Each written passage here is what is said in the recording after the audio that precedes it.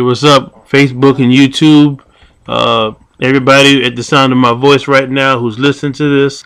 The fight was last night. Of course, everybody by now has heard the tragic news. Pacquiao, Bradley. Bradley wins split decision. A little while ago, I came on here and I made a prediction of what I thought was going to happen in the fight. There's a lot of chaos going on in Manny Pacquiao's life, his camp. His condition as far as his problem with the cramps in his legs, which I still think is going to be an issue for him. He may be able to come back. He might not. I'm not sure what's going on. But my prediction, which over 100 viewers have seen on YouTube a while ago, came true. At 6-to-1 odds, if I had laid down $300, I'd be a happy fella. I'd be so much teeth in here you couldn't stand it right now. But let's not talk about that because I'm not a betting man, but God-fearing man, I don't bet. But let's go ahead and just look at what happened.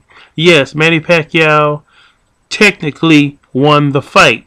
But let me tell you why he didn't get the decision. Like I said before, he can't fool all the people all of the time. Only some of the people some of the time. Here's a man who has tremendous punching power, who basically ended the career of Antonio Margarito and basically Miguel Cotto from the damage that he inflicted on them. And of course we know what happened. He got Ricky Hatton so messed up. He's a drug abuser now and basically over in the sport. He had a young man in front of him who I respect 250%. Tim Bradley, work hard, ethic, belief. He came in the ring. He executed his game plan. He got hurt. He got wobbled. He got injured because he hurt his ankle trying to avoid some punches and got hurt. But he never gave up. He showed his heart, his grit, his determination. That is what won over the judges.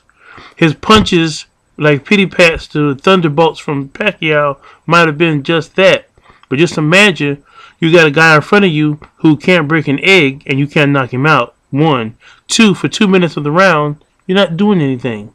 The referee is sitting there watching the action. Every now and again you get tied up. But for the most part, he let you guys fight. So there's no reason why you shouldn't be able to put this guy away.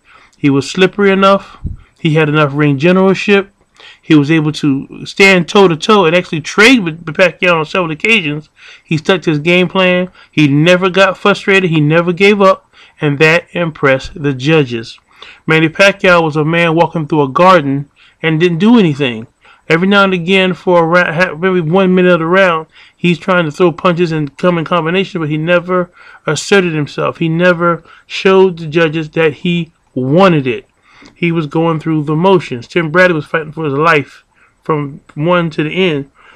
And even when Tim Bradley got tired, he still went to the basic. Jab, jab, punch. Jab, jab, punch. Which 9 times out of 10 only landed on Pacquiao's gloves. But at the same time I just said, showed the judges he wanted the fight.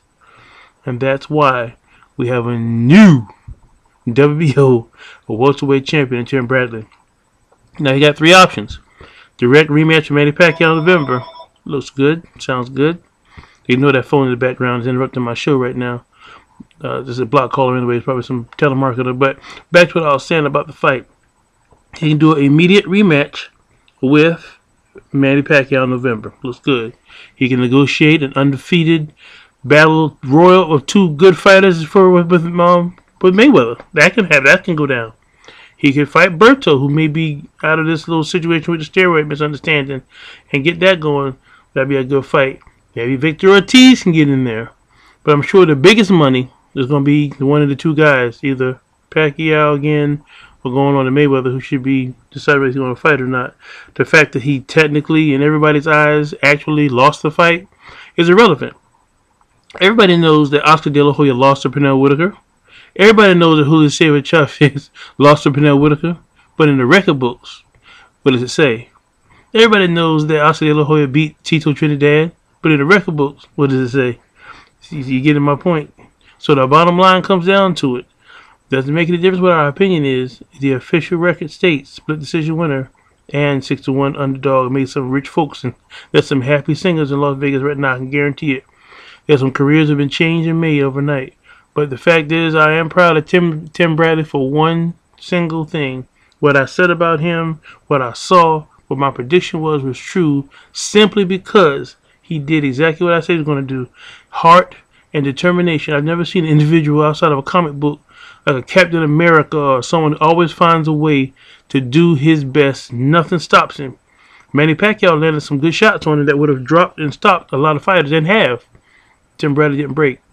And even though he got to the point where he was like, my foot, the corner, look at him, forget your foot. His corner's supposed to urge him on.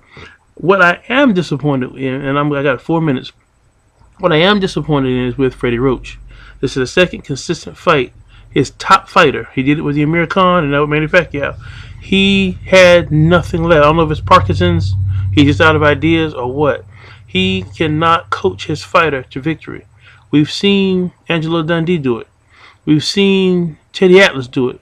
He did not get in there and say, go out there and stop this guy. Now, in the Hatton fight he did. In the Cotto fight he did. But the last couple of fights he's been like docile. The other guy from the Pacquiao's friend, I forget, from Santos, I forget the man's name. Can't pronounce it anyway. He did more talking than Freddie Roach. There's a problem in the Pacquiao corner. Only thing I can say is we'll see what happens in November. Big hands up to Randall Bailey. Randall Bailey was able to knock out that charade of a fighter in Mike Jones, who's masquerading as a contender. I had never seen him really fight before. My brother and some other people were saying he was such a good fighter and a big prospect. Amateur style. He stood flat-footed, squared himself up with a big puncher, and got knocked out. And I'm glad to see that happen in the sport. We need to weed out these pretenders and keep the real in the center of the pot. That's the only way the sport's going to survive. Get rid of the weak ones, keep the strong ones going. 38-year-old, 37, 38-year-old Randall Bailey, big thumbs up to you. I'm in my 40s, so that's right. It's good to see an older dude show a young dude how to get this done. That's how we do it. So again, it's zemoson LB. I'm signing off. I don't have anything lined up, any shows ready right now, because most of the big fights are going to be done for a minute. I don't know what's going to happen between now and Thanksgiving or whatever. I don't know what's going on with Berto. Ortiz is doing a little something. Amir Khan doing a little something. But until that unfolds and something major happens with Marquez or something of that nature, we're just going to coast. We've got Mayweather down. We got Pacquiao out of the way. It'll be a rematch, I'm sure. The money's going to be tremendous. The attention is going to be on it. The best thing in the world could ever happen to Tim Bradley. He's a good dude and he deserves this. He's going to be a very wealthy man, and at the same time can have credit of saying that he got a decision victory over Manny Pacquiao. First one since 05 with Eric Morales. So I don't care what actually happened in the fight. The record book's going to read Tim Bradley, winner by split decision. Thumbs up to you, Tim. Even if you technically didn't win it, I give you the victory because of your heart, your drive, and your determination. That's what the sport's all about. We need more character building dudes like him. That's a good dude. He met that. He went there and gave his best, and he came through. So, good to see that. Manny Pacquiao, he has to go back to his multi-million-dollar whatever and assess what he wants to do. I'm sure he can get back in there and re-get it, but this God switching and then he's not smoking in the girls and this and that is just too much. You can't have that kind of chaos in your life and be a top-notch athlete. You can't do it. It hasn't happened before, it's not going to happen now. It may even affect Mayweather with his jail stint. You never know. We're human beings, even though they're super athletes. They are human beings. They cannot continue to have that kind of drama. They're fighting over the guy with the conditioning and all that foolishness. This is a multi-million-dollar organization as an individual's face is on the front of it. Manny Pacquiao is more than just an athlete and a fighter. He's a business. He's a corporation. He's the type of dude that has a lot of people responsible to help him be successful, but at the same time, he's responsible for a lot of people's success. And when you have that, that should be the top priority. This nitpicking and stuff is going on. All that has led to what has happened with this split decision loss. The judges send a very strong message. They don't care who you are or what's going on in the sport. If you don't impress them, get out of here. zemoson, it remains. Hey, yo, check you next time. Oh, by the way, I was right. Holla.